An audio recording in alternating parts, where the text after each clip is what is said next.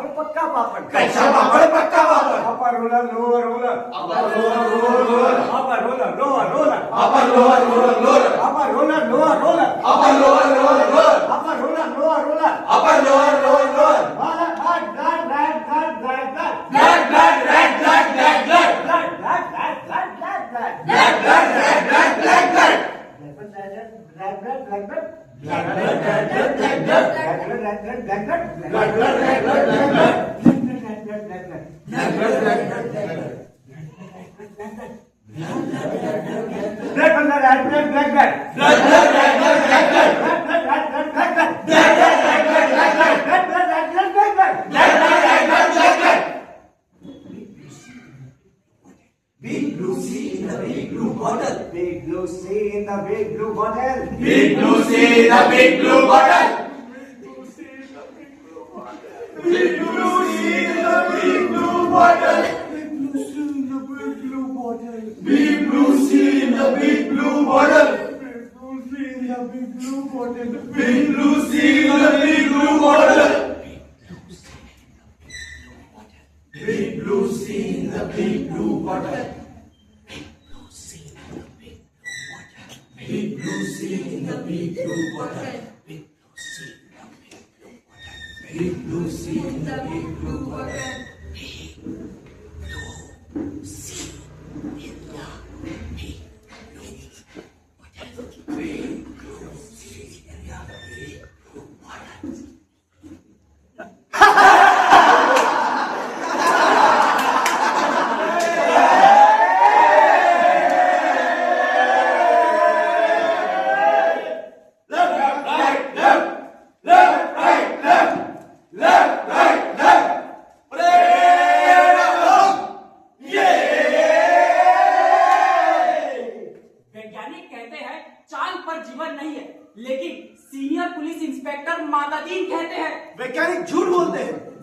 हमारे जैसे मनुष्यों की आबादी है। विज्ञान ने हमेशा इंस्पेक्टर मातादीन से मात खाई है। सीनियर इंस्पेक्टर और फॉरेंसिक रिपोर्ट भी कहती है छुरी पर निशान उंगलियों के नहीं है, छुरी पर पाए गए निशान मुजरिम की उंगलियों के नहीं है।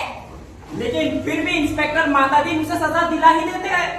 वैज्ञानिक झूठ बोलते हैं। उन्होंने चांद का उजला हिस्सा देखा और कह दिया कि वहां पर मानव जीवन है। मानव जीवन नहीं है, लेकिन मैं चांद का अंधेरा हिस्सा देखकर आया हूँ, वहां पर हमारे जैसे ही मनुष्य जीवन है।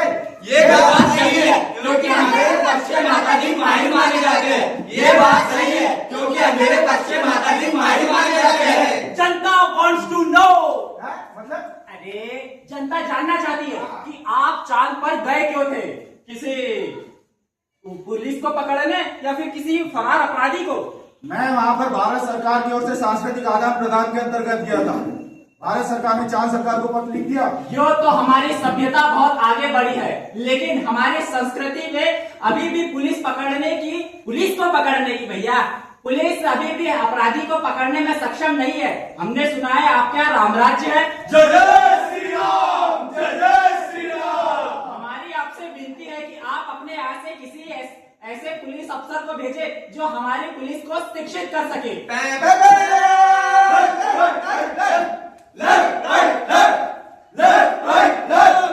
मुख्यमंत्री ने सचिव से कहा जैसे आईजी को चांद पर भेज दो। नहीं साहब, आईजी रैंक के ऑफिसर को नहीं भेज सकते क्योंकि चांद हमारा शूद्र उपग्रह। और एक बात तो काल का सवाल है, चांद हमारा शूद्र छोटा उपग्रह है। ऐसा करते हैं किसी सीनियर ऑफिसर को भेज देते। मीटिंग बुलाओ, मीटिंग। तो तय किया गया, हजारों मामलों के investigating officer senior inspector Matadin को चांद पर भेज दिया जाए। भारत सरकार ने चांद सरकार को पत्र लिखा और पृथ्वीयान को धरती पर भेजने के लिए कहा गया। Left right left, left right left, left right left. सलाम मातादीन, तुम्हें चांद पर भेजा जा रहा है भारतीय पुलिस के उज्जवल परंपरा के दूत की हैसियत। सर, वहां जाकर के ऐसा काम करना कि सारे अंतरिक्ष में हमारे डिपार्टमेंट की ऐसी जय जयकार हो कि इसकी गूंज प्रधानमंत्री को भी सुनाई देनी चाहिए।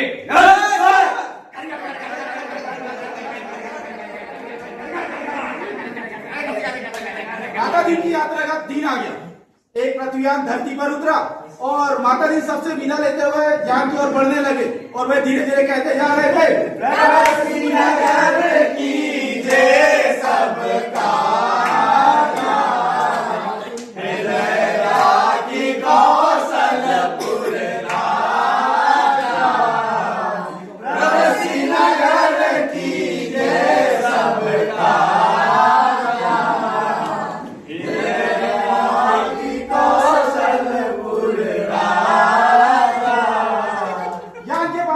माताजी ने मुंशी अब्दुल गफूर को पुकारा। मुंशी जी पेट सर। हाँ, वो फाइलें रखवा दिया है। जी पेट सर। और रोज नामचे का नमूना वो भी रखवा दिया पेट सर। हाँ, हवलदार बलबंदर का है, दिखाई नहीं दे रहा। हवलदार बलबंदर हाजिर हो। जी पेट सा आया। हमारे घर में जल्दी के बगैर अपने खटला को मदद के लिए भिजवा देना। जी पेट सर भिजवा दो। हाँ। पेट सर आप बेफिक्र रहे, मैं भी अपनी जोरू को भिजवा दूंगा खिदमत के लिए। गुड। ड्राइवर साहब, ड्राइवर नहीं पायलट बोलिए। हाँ भाई ड्राइवर।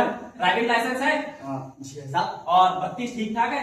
बत्ती भी ठीक ठाक है साहब। हाँ, सब कुछ ठीक होना चाहिए, वरना हरामजादे का बीच अंतरिक्ष में चालान काट दूंगा। हमारे यहाँ लोगों से ऐसी बातें नहीं करते। अब पता है तुम्हारी पुलिस कमजोर है, अभी ठीक करके देता हूँ। क्या हुआ? एसपी साहब के घर से कहे कि चंद्रमा देवी चमकाने का पत्थर लेते हुए आना। कह देना भाई साहब से लौटते वक्त लेता आऊंगा। जी साहब।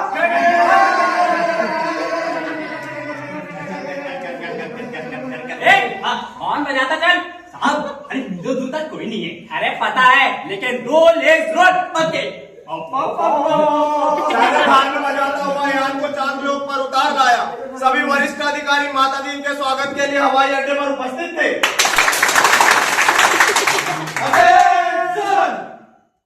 मातादीन रॉब सोतरे और उन्होंने ऑफिसर के कंधों पर नजर डाली। उन्होंने देखा कि किसी के स्टार नहीं लगे थे, किसी के फीते भी नहीं बंधे थे। माताजी ने एडी मिलाना और सैल्यूट करना जरूरी नहीं समझा। फिर उन्होंने सोचा मैं मैं यहाँ इंस्पेक्टर की हैसियत से नहीं बल्कि सलाहकार की हैसियत से आया हूँ। अरे मेरे रहने की उत्तम व्यवस्था कहाँ की है? साहब पिछवाड़े में। पिछवाड़ा? तो मुझे पिछवाड़े में मतलब बंगले में ले चलो। एक दिन आराम करने के बाद उन्होंने काम करना शुरू किया। बहुत हो गया आराम, अब कुछ काम कर लेते हैं। लेकिन काम करने से पहले हनुमान जी के दर्शन कर लीजिए। सुनो, तुम्हारी पुलिस लाइन में हनुमान मंदिर है? हनुमान जी ये कौन है? हम नहीं जानते। अरे तुम लोग हनुमान जी को नहीं जानते? नहीं। अरे पुलिस वालों को पता होना चाहिए कि हनुमान जी कौन थे। पता है, हनुमान जी सुग्रीव के यहाँ स्पेशल ब्रांच में थे। उन्होंने सीता माता का पता लगाया था। अरे भाई, अपहरण का केस था दफा 362। हनुमान जी लंका में रावण को पकड़ा और वही सजा दे दी, पूरी द्रावती में आग लगा दी। हाँ, और हनुमान जी बड़े खुश हुए, राम जी बड़े खुश हुए। राम जी ने उन्हें अयोध्या ले गया और ऑन ड्यूटी पर तैनात कर दिया। तब से हमारे आजाद है हनुमान जी। बजरंगबली की जय। सुनो, मैं हनुमान जी की फोटो लेकर आया हूँ। इससे हनुमान जी की मूर्तियां बनाओ और पूरी पुलिस लाइन में स्थापित कर दो। देखते ही देखते कुछ ही दिनों में चांद के हर पुलिस लाइन में हनुमान जी स्थापित हो गए। बजरंगबली की जय। माता दिन उन कारणों का अध्ययन कर रहे थे जिनसे कि वहां की पुलिस लापरवाह और अलार्म हो गई। पुलिस अपराधियों पर ध्यान नहीं देती, कोई कारण समझ नहीं आ रहा था। एकाएक उनके दिमाग की बत्ती जली और उन्होंने कहा, मुंशी जी। जी सर बोलिए। तनख्वाह का रजिस्टर भी लेके आओ। जी सर अभी लेके। अरे तुमने जी साहब। लो साहब। लो सर। वो सिपाही को 1000 रुपए, हाँ। थानेदार को 2000 रुपए, और इंस्पेक्टर को 5000 रुपए। तनख्वाह दे रहे हो या मजाक कर रहे हो? सर हमारे यहाँ सबको इतनी तनख्वाह मिलती है। पुलिस मंत्री से बात करना पड़ेगा। पुलिस मंत्री जी, पुलिस मंत्री जी। हाँ बोलिए भाई बोलिए। अरे भाई, मुझे समझ में आ गया कि तुम्हारी पुलिस इतनी लापरवाह क्यों है। क्यों है? क्यों? क्योंकि आप उन्हें मनमानी तनख्वाह दे देते हो इसलिए। आप तो उनकी तनख्वाह आधी कर दो। ये तो सरासर उनके साथ अन्याय होगा। वो काम ही क्यों करेंगे? अन्याय नहीं होगा बल्कि न्याय होगा। हाँ, देखना, अगर उनकी तनख्वाह कम हुई तो उनकी सोच में क्रांतिकारी परिवर्तन होगा। तेज हो जाएंगे। जितना कह रहा हूं उतना करो, तनख्वाह आधी कर दो। ठीक है, मैं सभी पुलिस कर्मियों की तनख्वाह आधी करता हूँ। माता जी की सलाह पाकर पुलिस मंत्री ने पुलिस की तनख्वाह आधी कर दी। 2-3 महीने में ही इसका फर्क बहुत नजर आने लगा। पुलिस इतनी चौकन्नी हो गई थी कि अगर कोई जुआ सट्टा खेलता तो उसे पकड़कर जेल में डाल देती। कोई अगर चोरी चकारी करता तो उसे भी पकड़कर सीधे जेल में डाल देती। अगर कोई भी अपराध करता तो उसे पकड़कर जेल में डाल देती। इतने गुनहगारों की लिस्ट बढ़ती जा रही थी और इससे पुलिस मंत्री बहुत खुश थे। उन्होंने एक दिन माता दी को कहा, वाह माता दी जी वाह, अगर आप नहीं होते तो हमारा क्या होता? आप यहाँ आए तो हम तो धन्य होते। हम तो नहीं तो पूरी तनख्वाह से ही गुजर कर रहे होते। एक बात बताइए, ये सब आपने किया कैसे? अरे बहुत मामूली सी बात है मंत्री जी। अगर आप मुलाजिम को कम तनख्वाह दोगे तो उसमें गुजर बसर होंगे नहीं। अब भाई सिपाही 1000 रुपए में अपने बीवी बच्चे पाल नहीं सकता। 2000 में इंस्पेक्टर ठाट बाट मेंटेन नहीं कर सकता। अब उसके लिए तो उसको ऊपरी कमाई करनी पड़ेगा। ऊपरी कमाई वो कैसे? अरे भाई, पुलिस वाला जब अपराधी को पकड़ेगा, अपराध पे नजर रखेगा, तभी तो ऊपरी कमाई होगी। और यही हमारे रामराज का स्वच्छ और सक्षम प्रशासन का रहस्य है। चंद्रलोक में इस चमत्कार की खबर आग की तरह फैल गई। माता दी को लोग दूर दूर से देखने आने लगे। वो ये देखना चाहते थे कि भारत सरकार ने ऐसे कौन से व्यक्ति को भेजा है जिसने पुलिस की तनख्वाह आधी करने के बाद भी पुलिस को मुस्तैद कर दिया। और हाँ, मुनाफे का बजट भी बनने वाला था। माता दिन रातों ही रात ऐसे फेमस हुए, बड़े बड़े यूट्यूब चैनल पर उनके पॉडकास्ट होने लगे और बड़े बड़े न्यूज चैनल पर उनके इंटरव्यूज आने लगे। और माता दिन रातों ही रात चंद्रमा पर सितारे बन गए, मतलब स्टार बन गए।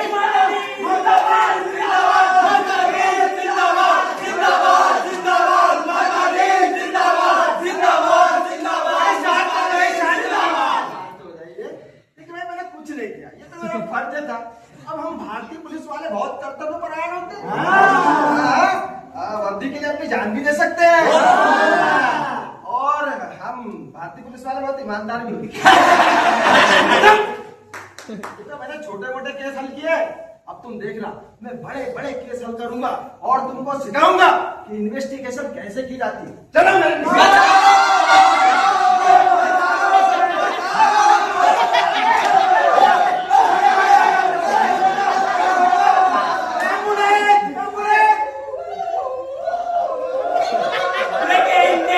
एक आदमी की दिन दहाड़े लाठी से मार मार कर हत्या कर दी। पुलिस को कोई भी एविडेंस नहीं मिल रहा था। पुलिस सोचे कि ये हम केस सॉल्व करें कैसे। तभी पुलिस मंत्री ने ये केस इंस्पेक्टर मातादीन को सौंपा। नमूने के लिए इस केस का इन्वेस्टिगेशन मैं करूंगा। जी सर। देखो भाई, ये कत्ले का केस है और कत्ले के केस में एविडेंस बिल्कुल पक्की होनी चाहिए। जी सर। लेकिन सर, एविडेंस के पहले तो कातिल को पकड़ना पड़ेगा ना? नहीं, उल्टे मत चलो, पहले एविडेंस ढूंढो। कातिल उसको सजा हुई है ना, उसको मारा है ना उसने, एविडेंस देखो, उसके बाद ही आगे कार्रवाई होगी। लेकिन सर, अब अगर वो जो आपने बोला है कि एविडेंस ढूंढो, लेकिन मारने वाले तो भाग गए थे, लेकिन वहाँ पर मदद करने वाला था, उसके कपड़ों पे खून की निशान है। अरे तो फौरन उसे गिरफ्तार करो भाई। सर, उसे क्यों गिरफ्तार करना है? उसने तो उस बेचारे की मदद की थी। निर्दोष है तो क्या हो गया, एविडेंस में उसके साइड पे खून के निशान तो है ना, और खून के निशान होंगे तो तुम और कहाँ जाओगे? कम से कम जो मिलता है उससे तो कब्जे में लो। देखिए जाओ, उसे लेकर जाओ। साहब बड़े अच्छे इसमें करेंगे, आजा ना। अरे वो तुझे छोड़ देंगे, तू चल। साहब मैं निर्दोष हूँ साहब, अब मैंने तो लगा था उस आदमी की मदद की थी, उसको अस्पताल तक पहुंचाना साहब, मैंने कुछ नहीं किया। लेकिन झगड़े वाली जगह जाना ही क्यों? अरे साहब मैं झगड़े वाली जगह नहीं गया, वहाँ मेरा मकान है और मेरे मकान के सामने झगड़ा हुआ। अरे मानता हूँ भाई तुम्हारा मकान है, लेकिन मैं पूछता हूँ झगड़े वाली जगह जाना ही क्यों? नहीं गया साहब, मैं मेरा मकान है वहाँ पे, मैं क्यों जाऊँ? अरे मानते भाई तुम सही बोल रहे हो, बेटा झगड़े वाली जगह जाना ही क्यों?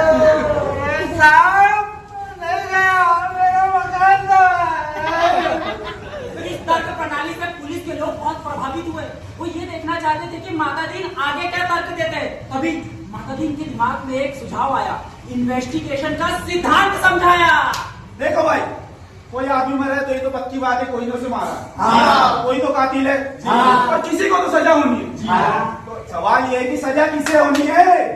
सवाल पुलिस के लिए ये सवाल उतना महत्व नहीं रखता जितना कि ये कि जुर्म किस पर साबित होना चाहिए या जुर्म किस पर साबित किया जा सकता है।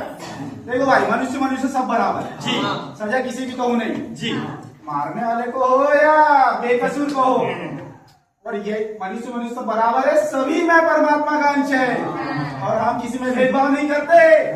यही तो पुलिस का मानवतावाद है। और दूसरी बात, किस पर जुर्म साबित होना चाहिए इसका फैसला केवल दो ही बातों से किया जा सकता है। कौन सी दो बातें? पहली बात ये कि क्या वो व्यक्ति पुलिस के रास्ते में आता है, और दूसरी ये कि उसे सजा दिलाने से क्या ऊपर के लोग खुश होंगे?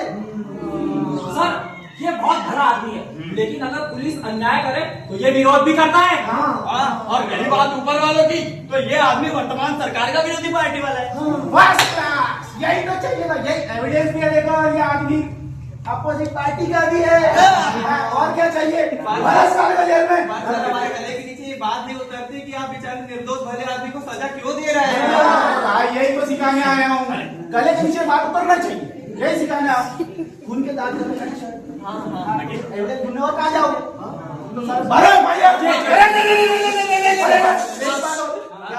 एफआईआर पे थोड़ी जगह खाली छोड़ दे, पकड़ चलो काम आएगी।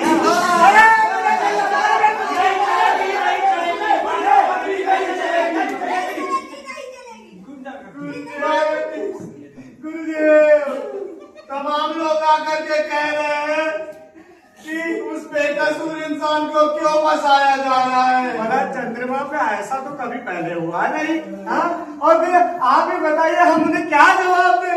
हम सब शर्मिंदा हैं। देखिए, घबराइए नहीं। पहले शुरू में ये काम करने के लिए आदमी को शर्म आती और आगे चलकर बेकसूर को छोड़ने में शर्म आएगी, लेकिन मेरे पास हर चीज का जवाब है। वो क्या सर? सुनो, अगर तुम्हारे पास कोई आए और तुमसे पूछे तो तुम उनसे यही कह दो कि भैया मैं जानता हूँ कि वो निर्दोष है, लेकिन हम क्या करें, ये सब ऊपर से हो रहा है। सर अगर वो एसपी के पास गए तो एसपी भी कह देगा कि ये सब ऊपर से हो रहा है। और सर अगर वो आईजी से शिकायत कर दे तो तो आईजी भी कहेगा कि ये ऊपर से हो रहा है। सर फिर तो वो पुलिस मंत्री के पास जाएगा ना। तो पुलिस मंत्री भी कह रहे कि भैया मैं क्या करूं, ये सब ऊपर से हो रहा है। अगर वो प्रधानमंत्री के पास है तो प्रधानमंत्री भी कहेगा कि भैया मैं जानता हूँ क्यों निर्दोष हूँ। तब क्या अभी पूरा सुनो।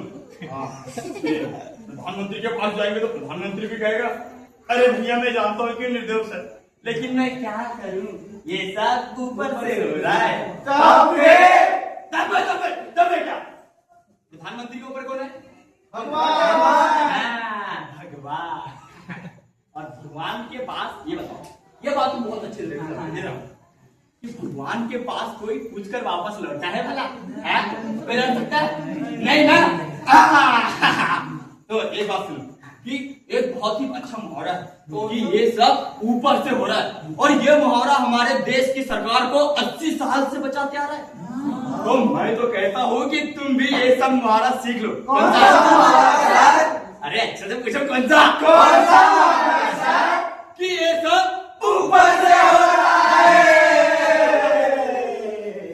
अच्छा तो एक काम करो 2-3 चश्मदीद गवाह लेकर आओ जाओ। सर चश्मदीद गवाह कैसे मिलेंगे जब किसी ने उसे मारते देखा ही नहीं। अरे गवर्नमेंट ने कहा इन बेवकूफों के बीच मुझे फंसा दिया। अरे ये तो एबीसीडी भी नहीं आती। अरे तुम्हें चश्मदीद गवाह क्या होते नहीं मालूम? हाँ नहीं पता सर।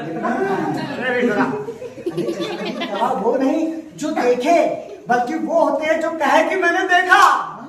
लेकिन ऐसा कोई क्यों कहेगा? कहेगा भाई, कैसे डिपार्टमेंट चलाते हो यार? अरे भाई चश्मदीद गवाहों की लिस्ट हर पुलिस स्टेशन में पहले से मौजूद होती है।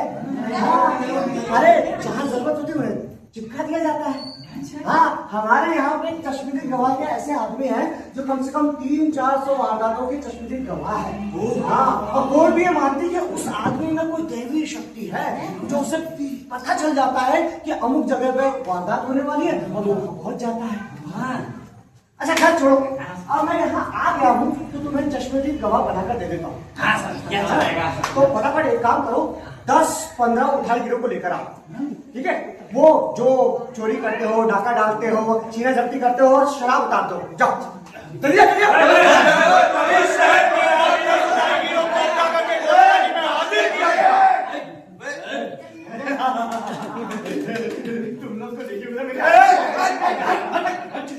तुम लोग मेरा केस सॉल्व करोगे। अच्छा ये बताओ कि तुमने उस आदमी को लाठी मारते देखा ना? हम आते नहीं तो देखेंगे कैसे?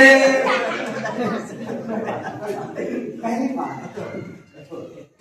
चलो ठीक है, माना कि तुम लोग वहां नहीं थे, लेकिन तुमने उसे मारते देखा ना?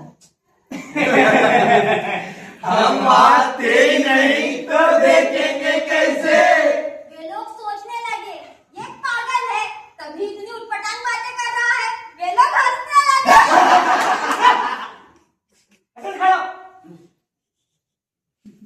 बताओ तुम लोगों ने देखा? नहीं देखा। नहीं देखा? नहीं देखा। नहीं देखा। अभी बताता हूँ कैसे देखेंगे, है? कैसे देखा अभी बताता हूँ।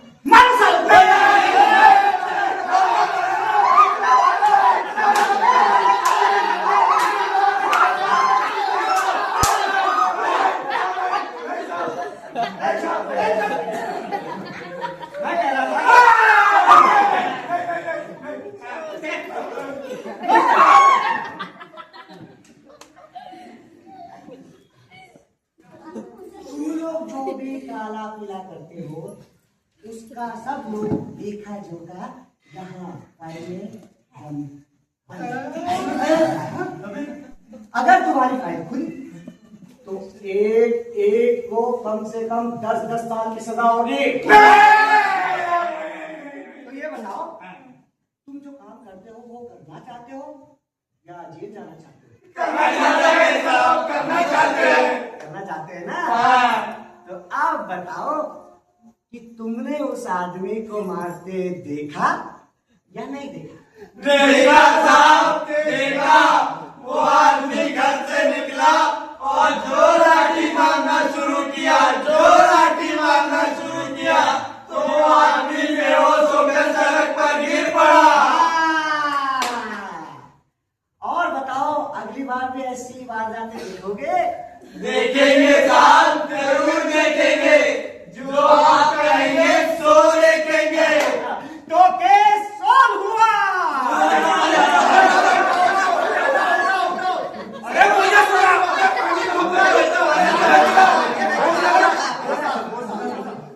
गुरुजी, क्या युक्ति निकाली है आपने छत्रपति गवाह पकड़ने की। मैं आपके साथ जीवन भर रहना चाहता हूँ।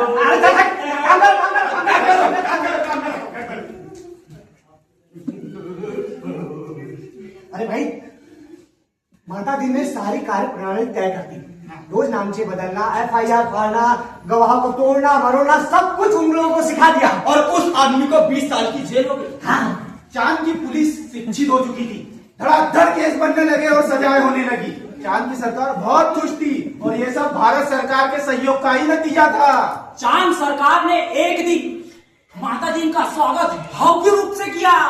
माता दी जिंदाबाद, जिंदाबाद, जिंदाबाद। माता दी जिंदाबाद, जिंदाबाद, जिंदाबाद। माता दी जिंदाबाद, जिंदाबाद, जिंदाबाद। माता दी जिंदाबाद। वे हाथ जोड़कर अपने मुख्यमंत्री के स्टाइल में जवाब देने लगे। वे ये काम जिंदगी में पहली बार कर रहे थे, इसलिए उन्हें बड़ा अटपटा लग रहा था। और उनके 26 साल के उन्होंने पुलिस करियर में उन्होंने कभी नहीं सोचा था कि उनको ये दिन देखने को मिलेगा कि दूसरे लोगों का ऐसा अभिनंदन होगा।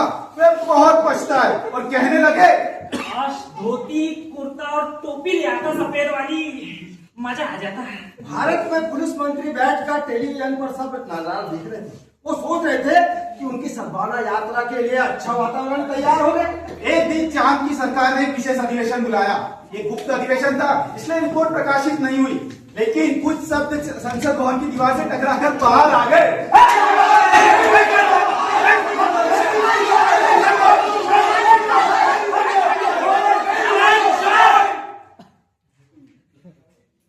धीरे धीरे बोलो। साहब, कोई बेटा अपने बीमार बाप का इलाज नहीं करवाता, कोई डूबते हुए बच्चों को भी नहीं बचाता।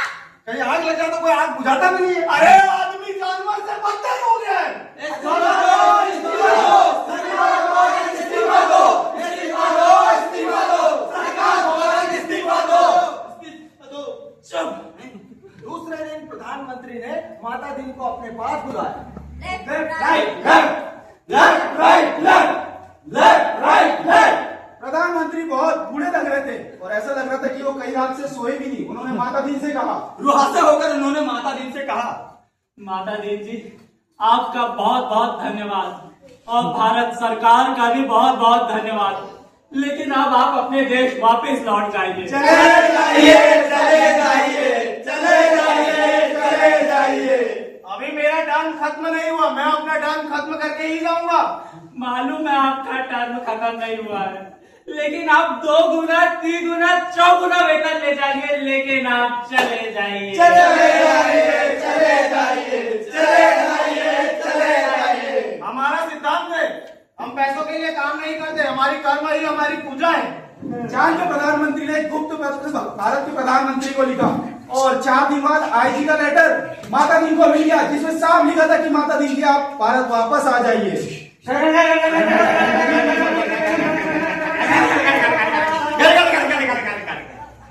माता दी जी, चांद से ये एड़ी चमकाने का पत्थर लेते जाइए।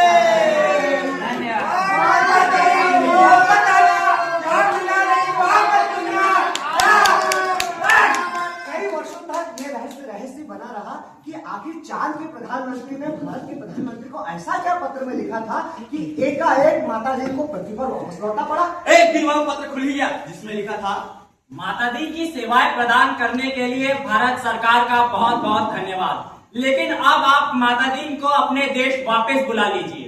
हम भारत देश को मित्र देश समझते थे, परंतु आपने हमारे साथ शत्रुवत व्यवहार किया और आपने हम जैसे भोले भाले लोगों के साथ विश्वासघात किया है। आपके माताजी ने हमारी पुलिस को जैसा कर दिया है उसके नतीजे ये है। कोई आदमी मरते हुए आदमी की मदद नहीं करता ताकि वो इसके इल्जाम में फंस न जाए। कोई बेटा अपने बीमार बाप की सेवा नहीं करता, डरता है कि कहीं बाप मर गया तो उसकी हत्या का इल्जाम उसके सर पे ना जाए। घर जलते रहते हैं लेकिन कोई उसे बुझाने नहीं जाता, इस डर से कि कहीं घर जलाने का आरोप मुझे पर न लगा दिया जाए। बच्चे पानी में डूबते रहते पर उन्हें कोई नहीं बचाता, सोचता है कहीं इसे बचाने गए तो मुझे ही जेल में न डाल दे। सारे मानवीय संबंध समाप्त हो गए थे। माता दीन जी को आप बुला लीजिए क्योंकि उन्होंने हमारी आदि संस्कृति नष्ट कर दी है। वे अगर यहाँ रहे तो हमारी पूरी संस्कृति नष्ट कर देंगे। उन्हें फौरन रामराज्य बुला लीजिए। उन्हें फौरन रामराज्य बुला लीजिए। उन्हें फौरन रामराज्य बुला लीजिए। उन्हें फौरन रामराज्य बुला लीजिए।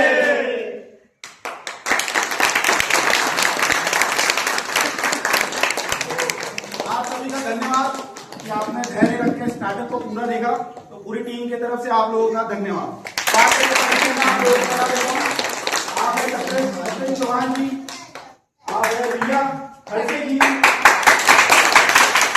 है सचिन खातरकर जी, आप है जय खातरकर जी, और आप है एकांत करोलिया जी, और आप है दुर्गा प्रसाद मोहल्ले जी, और आप है इस नाटक के निर्देशक अक्षत वरवड़े जी। हमारे लोग के पास में एक और जो one of the best part और एक्टर सचिन खातरकर।